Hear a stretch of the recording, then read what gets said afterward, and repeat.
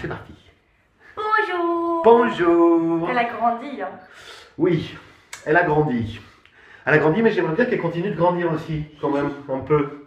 Euh, Allez, va. Ça me fait penser à une blague.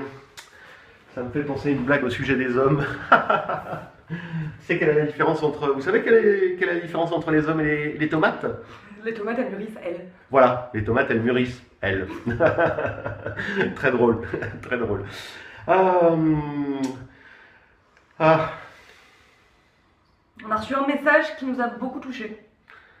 on a reçu un message qui nous a bouleversés. On avait prévu de faire une vidéo aussi en réponse à Lynn D. Nous la ferons. Cependant, le message que nous avons reçu a bouleversé pas que la vidéo, mais nous. Donc je vais vous en faire la lecture. Soyez bien attentifs. Soyez bien attentifs. C'est un message qui t'est adressé à toi, esclave Lina. Et du coup, je vais vous lire le message. Et toi, tu répondras. Et je dirai aussi, nous partagerons ce que l'on en pense. Et voilà. Et puis, vous pourrez aussi partager ce que vous en pensez dans les commentaires. Chère Lina, j'ai voulu imposer à mon corps de tout accepter par amour pour cet homme que je connais depuis toujours, que j'aime et aimerai toujours. Mais mon corps a fini par lâcher. Un soir, je n'ai pas réussi à me relever. Ma jambe est restée paralysée. Mon dôme n'est pas à l'origine du problème que je lui avais signalé pourtant. Hernie discale qui coince parfois le nerf. Mais ces mauvais traitements n'ont fait qu'empirer la chose. La douleur, je l'avais acceptée. La panique de rester impacté par un handicap dans ma vie quotidienne m'a néanmoins conduite à l'irréparable. Lorsqu'il a exigé que je demande pardon et que je demande la cravache pour être puni de n'avoir pas pu me relever, alors que bien que debout appuyé contre la cheminée, ma jambe restait incapable de me soutenir. J'ai craqué. J'ai demandé pardon d'être malade, pardon d'être trop vieille, pardon de ne pas être capable de répondre à ses attentes, et j'ai enlevé mon collier, mes bracelets, mon corset, en sanglotant, en répétant « pardon, pardon ». Il n'y a jamais eu de colère entre nous. Je ressentais du désespoir, une immense tristesse que cette angoisse de ne plus arriver à marcher seul. Je n'ai pas accepté qu'il me porte jusqu'à ma chambre. J'ai clopiné en prenant appui sur les murs et les meubles. Le lendemain, j'ai réussi à rentrer chez moi. J'étais bien malade car tout mon corps avait atteint ses limites, était épuisé. Mais un mois après, me voici rétabli et je marche à nouveau normalement. Je ne me pose pas en victime. Si j'en suis arrivé là, j'en suis autant responsable que lui. J'acceptais notre relation. Pendant ce long mois d'incertitude, j'ai décidé de tourner la page sur la douleur, la souffrance, l'angoisse sous les coups. Je pensais parfois à la mort. C'est très fort, mais je ne fais pas du pathos. Je l'envisageais seule issue lorsque la douleur devenait insupportable, pour m'endormir, ne plus rien sentir, jamais. Aujourd'hui, je revendique du bien-être pour mon corps, vieux et fatigué. Je ne veux plus vomir par dégoût de ce qu'il m'oblige à avaler. Je ne veux plus péter bruyamment en réunion professionnelle, en raison de mon anus distendu par les plugs qu'il m'oblige à porter. Je ne veux plus trembler de froid et tomber malade parce qu'il m'oblige à sortir trop légèrement vêtu. Je ne veux plus de ses sarcasmes lorsque j'essaye de communiquer pour lui exprimer ses ressentis. Il est ainsi. Je l'ai accepté avec son sadisme. Je ne veux plus associer la perte de confiance et la peur de l'image, et la peur à l'image que je garde de lui. Aujourd'hui, j'accepte le constat de notre incompatibilité. Je l'ai revu en situation amicale, car nos vies sont liées et qu'il ne sera pas possible d'éviter de ne jamais nous revoir. Je veux lui conserver mon estime, une certaine tendresse, une solidarité en cas de coup dur, mais il n'aura plus jamais mon corps. Je vais travailler pour désancrer la méfiance, la peur, le réflexe de fuite, le dégoût et tous ces petits gestes automatiques qu'il m'avait conditionnés en moi. Tu peux partager ce texte, Lina. S'il est publié, par respect pour mon dôme, merci de retirer ma signature. J'ajoute aussi que ça fait plus d'1 an que je ne jouis plus. Il me l'avait interdit et ensuite, ce n'est jamais revenu. Les rares velléités de désir s'évanouissaient sous les premiers coups et ensuite, seule la douleur occupait le terrain. Je ne sais pas comment cela va évoluer, mais ce n'est pas ma priorité. Aujourd'hui, je vais mobiliser mon énergie pour simplement me sentir bien dans mon corps, qu'il retrouve confiance et apaisement et m'accompagne dans les meilleures conditions jusqu'au bout de mon chemin. Je vous embrasse tous les deux et vous souhaite plein de bonheur.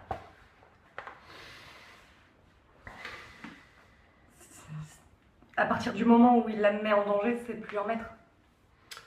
C'est un maître qui prend soin de ce qui lui appartient. S'il met une énergie à déployer, enfin s'il déploie une énergie pour la dresser, pour qu'elle le serve correctement, enfin, c'est pas pour l'abîmer après. Là, c'est plus de la soumission, c'est plus de la domination, c'est dangereux. C'est...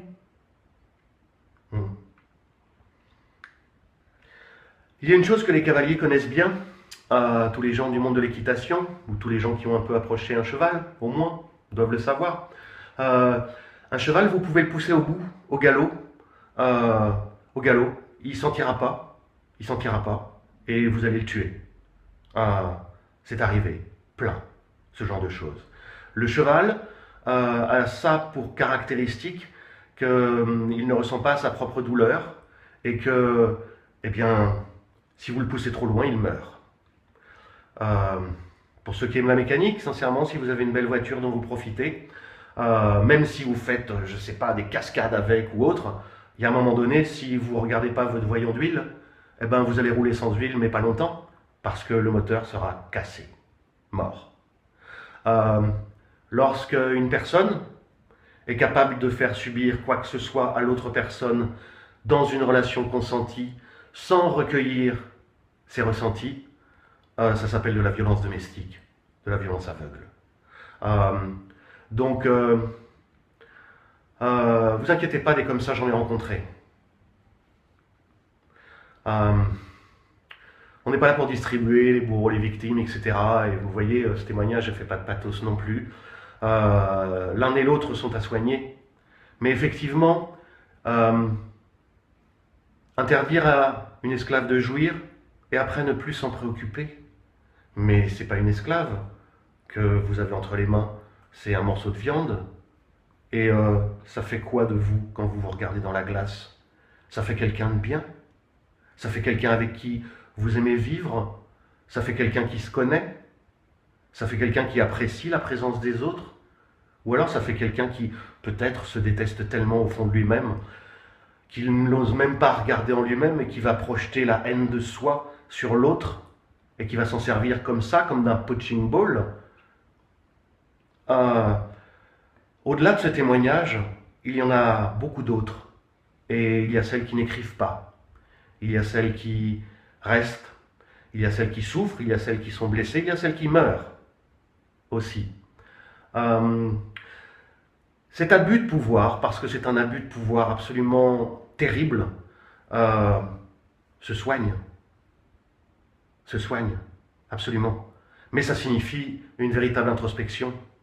À cette introspection, il peut y avoir des obstacles énormes.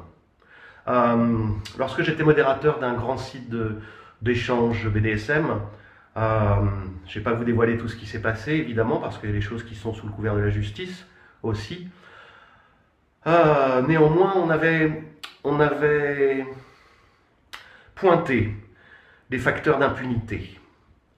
C'est-à-dire que lorsque le dominant est incapable de se remettre en question, eh bien, on avait constaté des facteurs d'impunité, c'est-à-dire des facteurs d'impunité de la part de professions qui sont justement liées à l'autorité. La police, la justice. Lorsque ces personnes-là font des écarts dans ce sens-là, ça devient franchement dangereux. Le deuxième facteur, c'est l'impunité de pouvoir et la richesse, la fortune. Des gens extrêmement fortunés jouissent d'une impunité de fait, qui est extrêmement dangereuse lorsqu'ils adoptent ce type de comportement. Il est très important lorsque vous rencontrez quelqu'un dont vous avez un doute, il est très important de lui poser la question de comment ça s'est passé avec ses précédentes soumises? Pourquoi elles sont parties? Comment ça s'est passé avec ses précédentes esclaves? Pourquoi et comment elles sont parties? Je regretterai toute ma vie, la personne que j'ai amenée à appeler les pompiers, qui a été diagnostiquée, 11 jours d'arrêt de travail, c'est du pénal, mais il y a eu perquisition, il y a eu tout ça, c'était absolument affreux, et cet esclave, entre guillemets, n'avait pas joui depuis plus d'1 an et demi. Elle était torturée psychologiquement d'une manière absolument parmi les plus abominables que je puisse imaginer, c'était même au-delà de ce que je pouvais imaginer. Mais cette personne-là a retiré sa plainte. Voilà. Et puis à un moment, le fait de... Elle peut pas se relever, le fait de devoir se relever quand même, de demander la cravache et de demander pardon, mais honnêtement, vous le feriez même pas subir à vos chiens, quoi. Même pas. Même pas. Votre chien, il se casse la patte, vous n'allez pas le taper dessus pour qu'il remarche. Vous n'allez pas lui donner des coups de pied pour le faire rentrer à la niche. Ou alors vous êtes vraiment fou. Et si vous êtes fou, eh ben, il faut vous faire soigner. Parce que si vous êtes fou et que vous ne vous faites pas soigner, vous inquiétez pas, la vie va vous servir le plat. Et puis un jour, vous le prendrez en pleine figure. Et vous serez vraiment brisé. Et vous briserez des gens autour de vous. Et en attendant, vous aurez brisé d'autres personnes. Alors non, non, non, non. Il n'y a pas de bourreau, il n'y a pas de victime. Elle le dit très bien. Elle l'aime profondément, elle s'est donnée entièrement, entièrement, entièrement. Et elle doit juste montrer, c'est son corps qui l'a sauvée, va-t-on dire. Parce que quand on en arrive sous la douleur à penser à la mort et à ne pas pouvoir en témoigner, ou alors à subir les sarcasmes d'un pseudo-d'homme qui va se moquer de la douleur objective et du ressenti de sa soumise ou de son esclave, nous sommes dans quelque chose d'absolument monstrueux, totalement inhumain. Alors j'admets que le monde dans lequel nous vivons est par bien des aspects,